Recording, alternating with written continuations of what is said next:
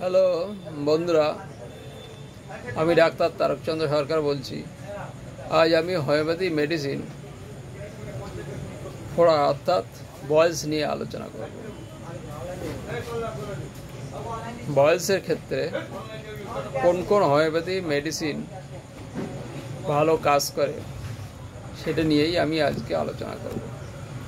সাধারণত আমরা দেখেছি arnica, sulphur, hepar sulphur, silicea, merc sol, chloric acid, এইসব মেডিসিনগুলো বেশি ব্যবহার হয়। যাই হোক, আসা যাক আর্নিকা কখন আমরা দেবো, কোন ফোড়ায় দেবো। যখন একটার পর একটা ফোড়া উঠে যায় বা ঝাঁকে ঝাঁকে হতে থাকে, সেই ফোড়াগুলো ব্যথা হয়, আর সরানো যায় না, একের পর এক হতেই থাকে। সেই ফোড়াগুলোই আমরা আর্নিকা ব্যবহার করব। সালফার কখন ব্যবহার করব? সালফারও ওই আর্নিকার মতন একের পর এক ফোড়া হতে থাকে, বন্ধ হয় না।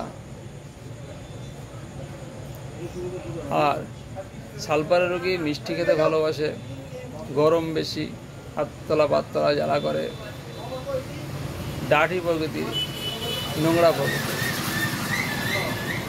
সমস্ত জিনিসে ভীষণ দুর্গন্ধ, স্নান করতে চায় না। সেক্ষেত্রে আমরা সালফার ব্যবহার করব। হেপার সালফার কখন ব্যবহার করব? যেসব ফোড়াগুলো সেন্সিটিভ, স্পর্শ করা যায় না,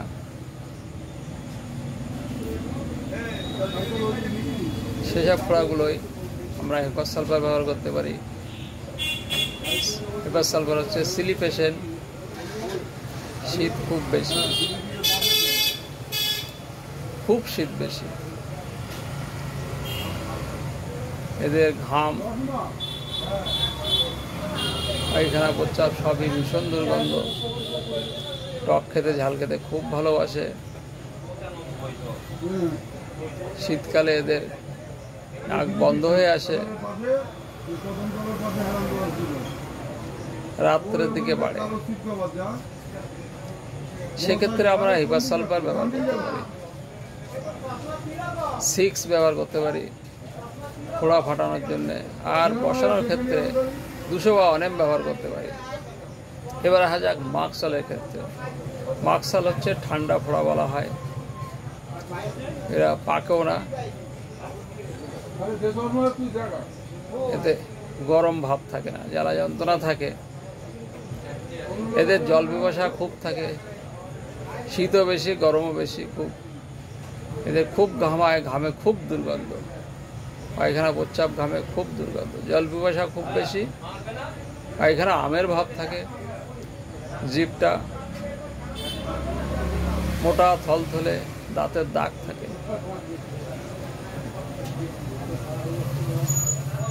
কাজকর্ম করতে খুব দ্রুত পছন্দ করে, অ্যান্টিসেপ্টিক বংশ যদি থাকে। যে ফোড়াগুলো পাকেও না, বসেও না, সেক্ষেত্রে আমরা মার্কসল ব্যবহার করতে। মার্কসল 6 হচ্ছে পাকার ক্ষেত্রে কাজ করে, আর 200 অনেম হচ্ছে বসানোর ক্ষেত্রে, বসে যাওয়ার ক্ষেত্রে। তবে যে ফোড়াগুলো 2-3 দিন 4 দিন হয়ে যায়, সে ফোড়াগুলো না বসানোই ভালো। সেক্ষেত্রে পাকানোর জন্য ওষুধ দেওয়াই ভালো। এবার আসা যাক সাইলেশিয়ার ক্ষেত্রে। সাইলেশিয়া সিলি পেশেন্ট, জল পিপাসা নর্মাল, এদের পায়খানা কনস্টিপেশন থাকে, সমস্ত